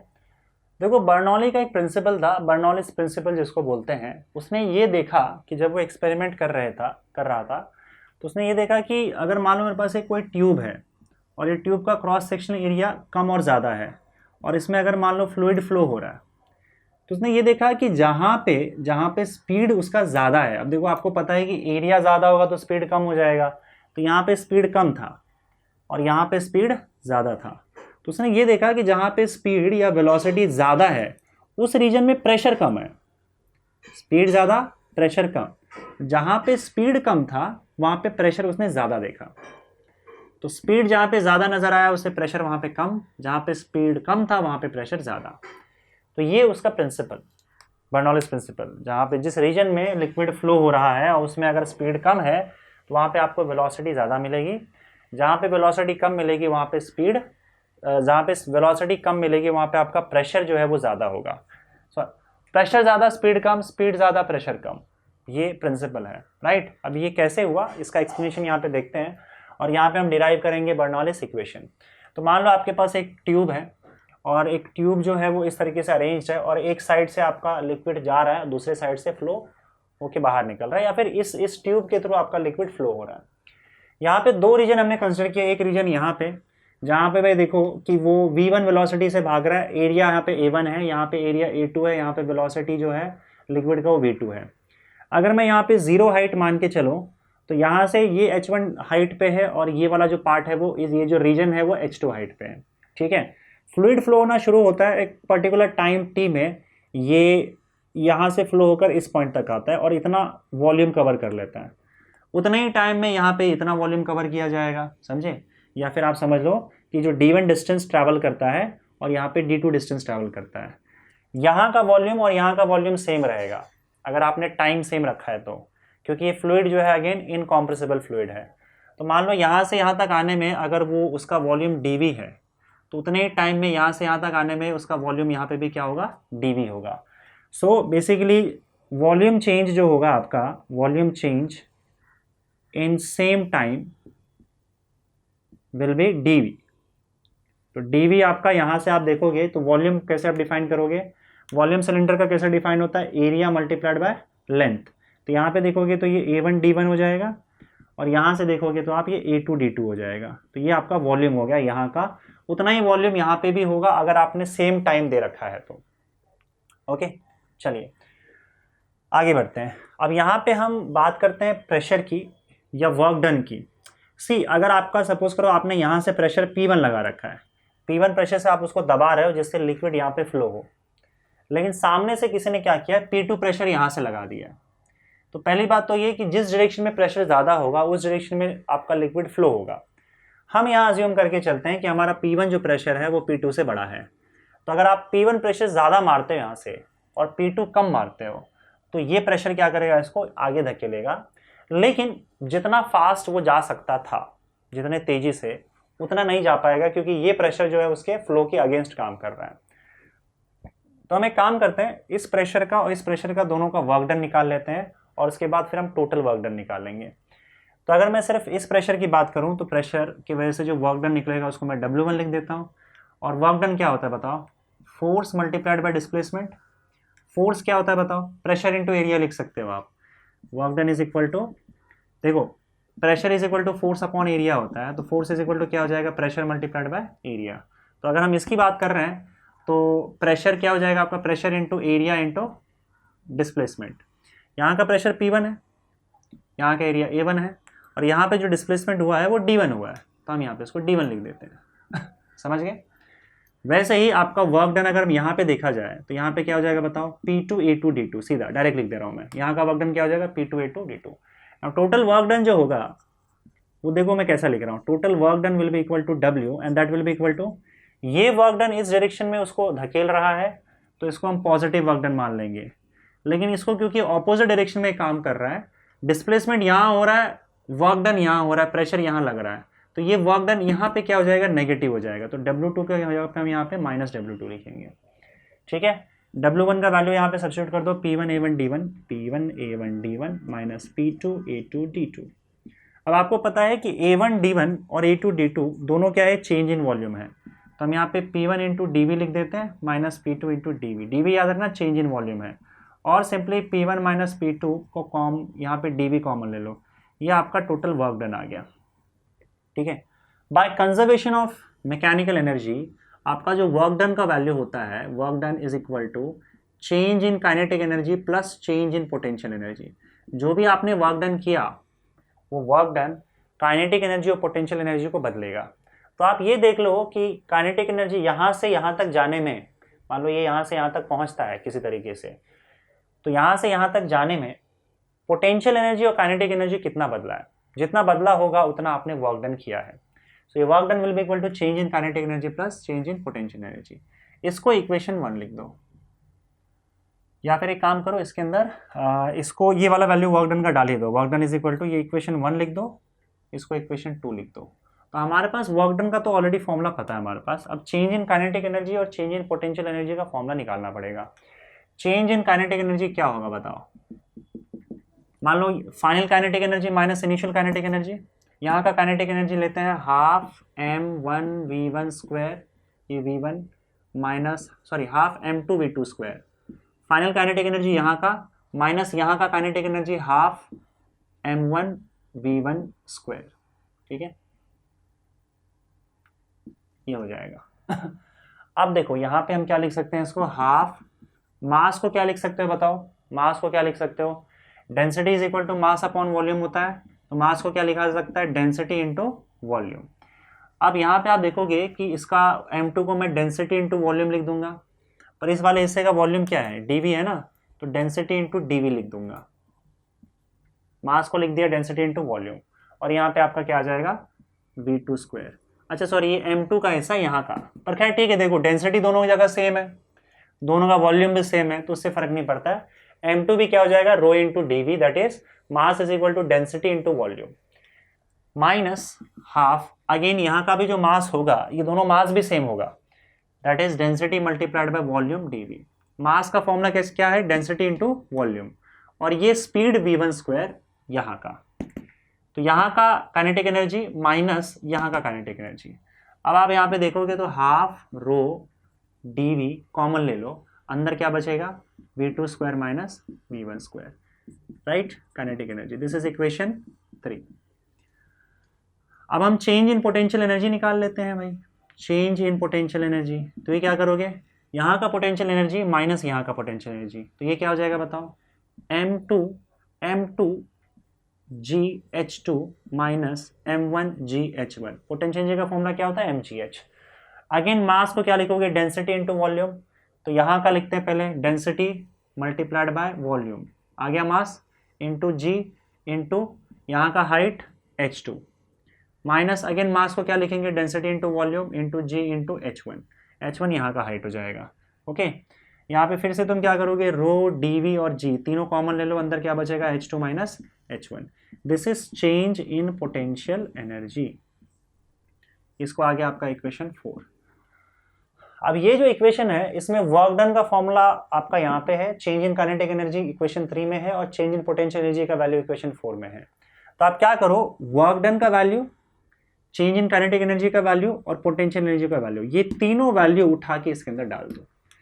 तो पुट, ध्यान से देखना, 1, 3 एंड 4 इन इक्वेशन 2। तो आपका वर्क डन का फॉर्मूला क्या आ जाएगा बताओ।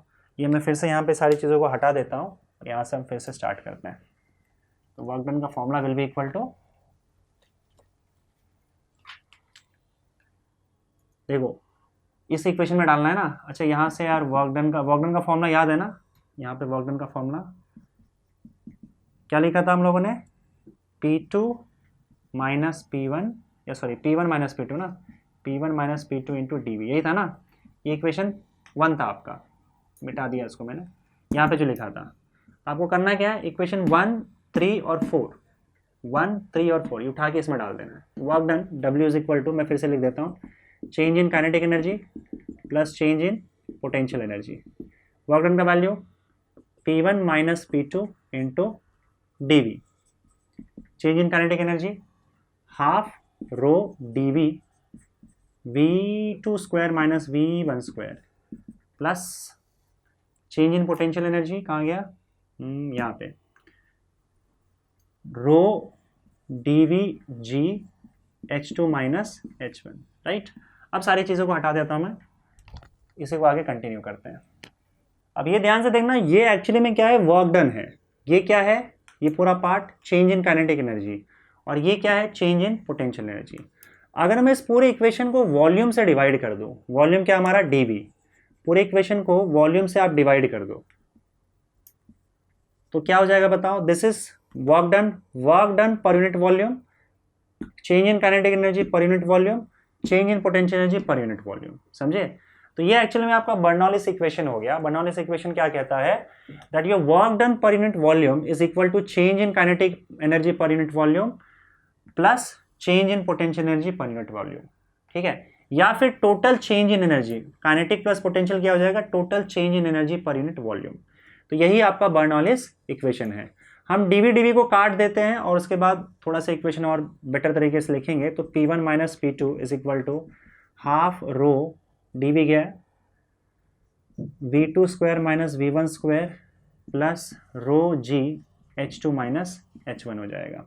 सो this is work done per unit volume is equal to change in kinetic energy per unit volume plus change in potential energy per unit volume. यही आपका Bernoulli's equation है। इसको थोड़ा सा रीअरेंज हम लोग और करेंगे, इसको बेटर फॉर्म में हम लोग यहाँ पे लिखते हैं। तो अब देखो यहाँ पे आप क्या करो 1 वाले सबको यहाँ पे ले आओ और 2 वाले को वहीं पे रहने दो। मैं थोड़ा सा एक्सपांड कर लेता हूँ इसको, P1 minus P2 is equal to, अंदर इसको एक्सपांड करोगे तो हाफ रो V2 स्क्वायर हो जाएगा minus half rho V1 square हो जाएगा plus rho G H2 minus rho G H1 हो जाएगा, ठीक है। यहाँ से देखो आपको क्या करना है, 1 वाले को यहाँ लेके आ जाओ। तो ये क्या हो जाएगा P1 और 1 वाला यहाँ पे दिख रहा है, हाफ रो V1 स्क्वायर यहाँ आ जाएगा, हाफ रो V1 स्क्वायर और ये आपका आ जाएगा plus rho G H1 is equal to, इस P2 को यहाँ ले आओ तो पॉजिटिव में आ जाएगा, प्लस बचा क्या, हाफ, देखो ये और ये गया तो बचा क्या, half rho V2 square plus rho G H2। अब अगर आप ध्यान से देखोगे तो P1 plus half rho V1 square plus rho G H1 यहाँ पे है, P2 plus half rho V2 square plus rho G H2 यहाँ पे है। ये पूरी की पूरी जो क्वांटिटी है ये दोनों इक्वल है, यहाँ के लिए भी और यहाँ के लिए भी। इनकेस यहाँ पे भी ऐसा कोई क्वांटिटी हम कैलकुलेट करते हैं और वहाँ पे P3 होता, वॉल्यूम V3 होता, वेलोसिटी V3 होता और हाइट अगर H3 होता, so this would have been equal to P3 plus half rho V3 square plus rho G H3। मतलब ये जो पूरी की पूरी क्वांटिटी है, ये पूरी की पूरी क्वांटिटी हर जगह पे सेम रहेगी जब एक स्टेडी फ्लो हो रहा है इनकॉम्प्रेसिबल फ्लूइड का। कौन सी quantity, pressure P plus half rho V square plus rho जी एच, ये जो क्वांटिटी है पूरी वो हर जगह पे सेम रहेगी, ठीक है, यहाँ पे भी, यहाँ पे भी, यहाँ पे भी। So this is equal to constant. तो ये अगेन एक दूसरा फॉर्म है बर्नौलिस इक्वेशन का, P plus half rho V square plus rho जी एच जो है वो कांस्टेंट है। ध्यान रहे यहाँ पे कंजर्वेशन ऑफ एनर्जी का यूज किया है। बर्नौलिस इक्वेशन एक्चुअली में क्या है, कंजर्वेशन ऑफ एनर्जी का ही प्रिंसिपल है फ्लूइड फ्लो के लिए, समझे। क्योंकि देखो work done is equal to change in kinetic energy plus change in potential energy. यहाँ पे आपको कंजर्वेशन ऑफ एनर्जी क्लियरली दिख जाएगा कि एनर्जी इज कंजर्व्ड। मैंने जितना वर्क डन किया, जो भी एनर्जी दिया, वो एनर्जी इसके काइनेटिक और पोटेंशियल में चला गया।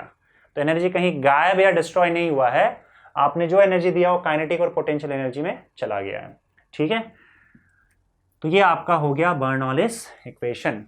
ओके स्टूडेंट्स, अब हम यहाँ पे हमने जो बर्नौलिस इक्वेशन देखा या बर्नौलिस प्रिंसिपल देखा। अच्छा, बर्नौलिस प्रिंसिपल में आपको बताया था कि P plus half rho V square plus rho जी एच ये हमेशा कांस्टेंट होता है।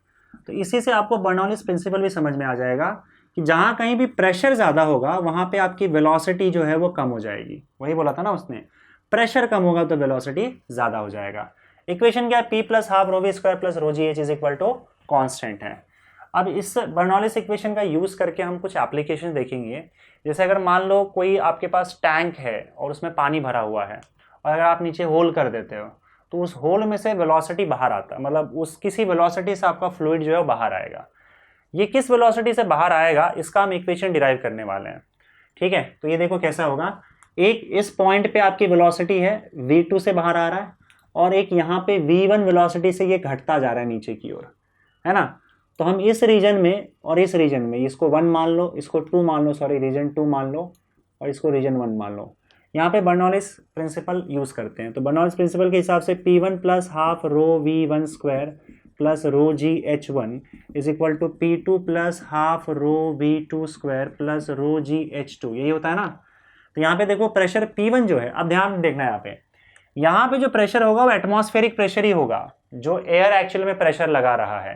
तो P1 की जगह पे हम P0 लिख सकते हैं एटमॉस्फेरिक प्रेशर, सॉरी P1 की बात कर रहा हूँ मैं यहाँ की। हाँ, यहाँ पे जो ऊपर की ओर है वो एटमॉस्फेरिक प्रेशर ही लग रहा है, तो एटमॉस्फेरिक प्रेशर P1 की जगह PO लिख दिया।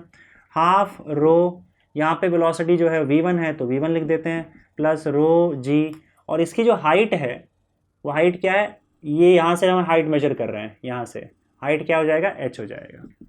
अब यहाँ का देखते हैं, इस पॉइंट पे प्रेशर अगेन P0 ही है, क्योंकि यहाँ पे भी जो इस पॉइंट पे प्रेशर लग रहा है वो एटमॉस्फेरिक प्रेशर ही लग रहा है, plus half rho V2 square हो जाएगा, ये V2 है सॉरी, जिस वेलोसिटी से बाहर आ रहा है, और प्लस 0 हो जाएगा, क्योंकि यहाँ का जो हाइट है हम यहीं से मेजरमेंट ले रहे हैं, तो इस वाले होल का हाइट जो है 0 हो जाएगा, तो 0 लिख दें यहाँ पे। इसमें गड़बड़ कर दिया मुझे लगता है, ये H1 का वैल्यू h होगा और H2 का वैल्यू 0 होगा, क्योंकि यहाँ का हाइट हमने H2 लेके रखा हुआ है।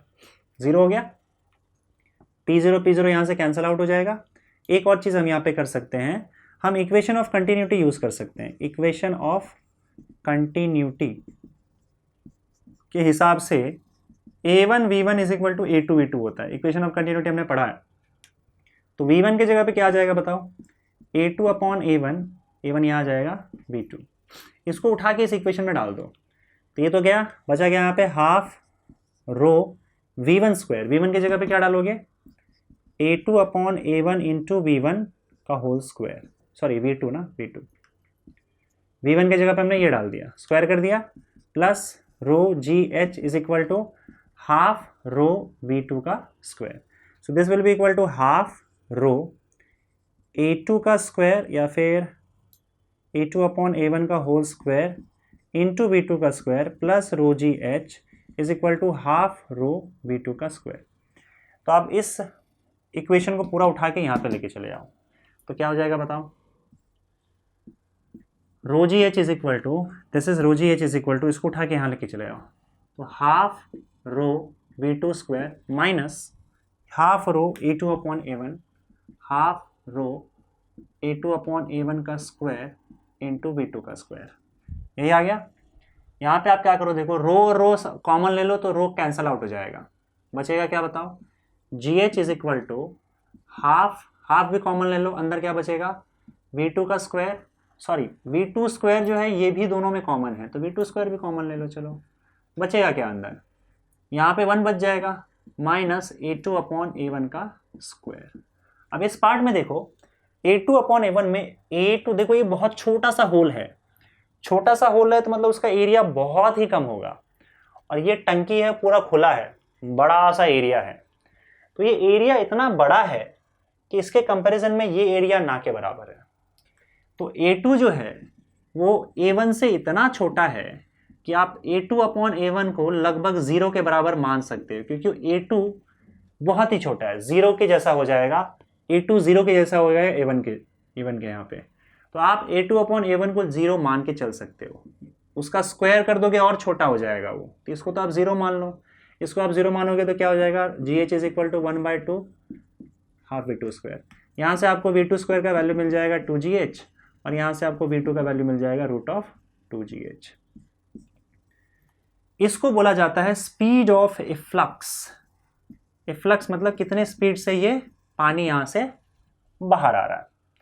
तो अगर आपकी हाइट h है, अगर आपका पानी का जो लेवल है वो h है, h हाइट के नीचे अगर आपने होल किया है तो √h के प्रोपोर्शनल आपका वेलोसिटी होगा, मतलब जितना ज़्यादा h हाइट होगा, जितना ज़्यादा लिक्विड का लेवल होगा h, उतना ही ज़्यादा वेलोसिटी से बाहर आएगा। एक्चुअली में ये वो वेलोसिटी है जो ग्रेविटी के अगेंस्ट अगर कोई ऑब्जेक्ट को छोड़ते हो, जैसे अगर मान लो मैं ग्रेविटी के अगेंस्ट इस ऑब्जेक्ट को छोड़ता हूँ तो h हाइट तक आते आते इसकी वेलोसिटी हो जाती है √2GH, समझे। तो इसका मतलब अगर किसी बॉडी का फ्री फॉल हो रहा है, h हाइट के बाद उसकी वेलोसिटी उतनी ही हो जाती है जितनी यहाँ पे स्पीड ऑफ इफ्लक्स है, √2GH, समझे। तो ये मैच करता है वो जो ग्रेविटी के ग्रेविटी में फ्री फॉल हो रहा है किसी बॉडी का ना, उसकी वेलोसिटी h हाइट तक आते आते जो होगी वही वेलोसिटी का फॉर्मूला यहाँ पे भी लग रहा है आपका स्पीड ऑफ इफ्लक्स का। तो जैसे मान लो आपका टंकी है, टंकी अगर आपने h हाइट नीचे अगर मान आपने होल किया तो उसमें से जो फ्लूइड बाहर निकलेगा उसकी जो वेलोसिटी होगी वो क्या होगी, √2gh। सिंपल है, this is velocity of efflux. तो हमने कैसे डिराइव किया यहाँ पे, बर्नौलीज इक्वेशन यूज करके। ओके बच्चों, अब अगले एप्लीकेशन की बात कर रहे हैं बर्नौलीज इक्वेशन की, दैट इज वेंचुरीमीटर। अब देखो वेंचुरीमीटर में जनरली क्या होता है कि कितना फास्ट आपका फ्लूइड फ्लो हो रहा है, that is rate of flow, वो कई बार हम कैलकुलेट करते हैं। तो ये कैसे कर सकते हैं, देखो यहाँ पे रेट ऑफ फ्लो कैलकुलेट करने के लिए रेट ऑफ फ्लो क्या होता है मैंने बताया था, इट इज a1v1, और रेट ऑफ फ्लो हर जगह पे सेम होता है। रेट ऑफ फ्लो जो होता है वो dv/dt वॉल्यूम फ्लक्स के इक्वल भी होता है। तो हम फिलहाल फॉर्मूला रेट ऑफ फ्लो का ही देखेंगे, दैट इज a1 × v1। अब ये रेट ऑफ फ्लो कैसे कैलकुलेट करोगे, देखो पहली चीज तो ये, इन दो पॉइंट के बीच में आप बर्नौलीज इक्वेशन यूज कर लो। देखो जब ये फ्लूइड फ्लो हो रहा है तो हमको पता है कि इस पॉइंट पे वेलोसिटी, क्योंकि एरिया ज़्यादा है तो इक्वेशन ऑफ कंटिन्यूटी के हिसाब से a1v1 = a2v2 के हिसाब से, जहाँ पे एरिया ज़्यादा वहाँ पे वेलोसिटी कम, v1 कम v2 ज़्यादा। अगर v1 कम है v2 ज़्यादा है तो बर्नौलीज प्रिंसिपल यूज़ करोगे तो p1 ज़्यादा हो जाएगा और p2 कम हो जाएगा, क्योंकि बर्नौलीज प्रिंसिपल के हिसाब से जहाँ वेलोसिटी कम होती है वहाँ प्रेशर ज़्यादा होता है। तो इस पॉइंट पे अगर प्रेशर ज़्यादा है तो इसके ऊपर देखो यहाँ पे दो ट्यूब लगा के रखा है, तो ये जो फ्लूइड है इसमें हाइट बहुत ऊपर तक चला जाएगा प्रेशर ज़्यादा होने की वजह से। यहाँ प्रेशर कम है तो हाइट जो होगा वो नीचे होगा। अब ये जो प्रेशर डिफरेंस है, ये प्रेशर डिफरेंस क्या होगा बताओ, यहाँ का प्रेशर P2 है और यहाँ का प्रेशर P1 है, तो प्रेशर डिफरेंस क्या, P1 ज़्यादा है P2 कम है, तो प्रेशर डिफरेंस P1 - P2 जो होगा, और अगर ये हाइट h है so that is equal to ρgh। Pressure difference किसके इक्वल होता है, ρgh के इक्वल होता है, राइट। इसको तुम ऐसे भी लिख सकते हो, प्रेशर P1 जो होता है वो ρgh1 हो जाएगा और प्रेशर P2 जो है वो ρgh2 हो जाएगा। मतलब यहाँ से अगर मैं हाइट मेजर करूँ तो ये हाइट h1 और ये हाइट h2। तो प्रेशर का फॉर्मूला तो हमको पता ही है, लिक्विड कॉलम की वजह से जो होता है वो ρgh1 ρgh2, माइनस कर दो तो P1 - P2 कितना हो जाएगा, ρgh1 - h2। अब देखो H1 में से अगर मैं H2 को घटा दूं तो बचेगा ये H, उनके बीच का डिफरेंस, तो ये आपका H हो जाएगा। इस तरीके से आप डायरेक्ट भी लिख सकते हो, P1 - P2 = ρgh। समझ गए? चलिए अब इस पॉइंट पे बर्नौलीज इक्वेशन यूज कर लो। तो बर्नौलीज इक्वेशन यूज करोगे तो क्या आएगा, P1 + ½ ρv1² + ρgh1 = यहाँ पे क्या हो जाएगा, P2 + ½ ρv2² + ρgh2। ठीक है, तो यहाँ पे आपका आ जाएगा P1, इसको इस साइड ले आओ, P1 - P2 और प्लस ρgh1, इसको यहाँ पे ले आओ तो माइनस ρgh2 हो जाएगा। समझ में आ रहा है कि नहीं, P1 यहाँ से ये ले आओ तो -P2 हो गया, ρgh1 यहाँ से इसको उठा के यहाँ ले आया तो ρgh2 = यहाँ पे क्या बचा, ½ ρv2² और इसको उठा के यहाँ ले आओ तो ½ ρv1²। समझ में आ रहा है कि नहीं आ रहा है, P1 P2 यहाँ ले आया, -P2 आ गया, फिर ρgh1 यहाँ से उठा के ले आया ρgh2, इसको उठा के यहाँ लेके चले जाओ तो ½ ρv2² - ½ ρv1² हो जाएगा। अब आपको पता है P1 - P2 हमने लिख के रखा है ρgh होता है, प्लस यहाँ पे ρg कॉमन ले लो, h1 - h2, तो अभी फिर से बताया h1 - h2 जो होगा फिर से h हो जाएगा, तो इसकी जगह पे फिर h डाल देंगे हम लोग, ½ रो कॉमन ले लो और v2² - v1² आ जाएगा। तो ये अगर h डाल दोगे तो क्या हो जाएगा, ρgh + ρgh = ½ ρv2² - v1²। तो ये क्या हो जाएगा बताओ, 2gh = ½ ρv2² - v1²। समझ गए? अगर मुझे a1 × v1 बताना है, अगर टेक्स्ट बुक में इतना ही दिया हुआ है, फिर बाद में लिख दिया है कि आप क्या करोगे, इक्वेशन ऑफ कंटिन्यूटी के हेल्प से आप रेट ऑफ फ्लो निकाल सकते हो, आप भी उतना लिख दोगे चलेगा, मैं आपको एक्सप्लेन भी कर दे रहा हूँ कैसे। अब इक्वेशन ऑफ कंटिन्यूटी का यूज करोगे तो a1 v1 = a2 v2 होता है ना। तो आप क्या करो, यहाँ से v1 का वैल्यू सब्स्टिट्यूट कर दो, a2 v2² / a1, इसको उठा के इसमें डाल दो, तो क्या हो जाएगा आपका 2gh = ½ v2 का स्क्वायर माइनस v1 के जगह पे क्या लिख दोगे, a2 upon a1 into v2 का स्क्वायर, सॉरी v2 का स्क्वायर, ये आ गया। अब ये पूरा इक्वेशन v2 के टर्म्स में आ गया। तो आपको यहाँ से सॉल्व करने पर v2 मिल जाएगा। ये आपको सॉल्व नहीं करना है, अगर डेरिवेशन पूछा तो न्यूमेरिकल में सॉल्व करना रहेगा, तो आप यहाँ पे छोड़ सकते हो, मैं आपको बस एक्सप्लेन कर दे रहा हूँ। यहाँ से आपको v2 मिल जाएगा। तो अगर मुझे इसका एरिया पता है इसका, तो मैं क्या करूँगा, इस जैसे v2 मिला उसको मैं a2 से मल्टीप्लाई कर दूंगा और मुझे यहाँ पे a2 v2 मतलब रेट ऑफ फ्लो मिल जाएगा। v2 का वैल्यू जैसे मिला, अगर आप इसको उठा के इस इक्वेशन में डाल देते हो तो आपको v1 मिल जाएगा।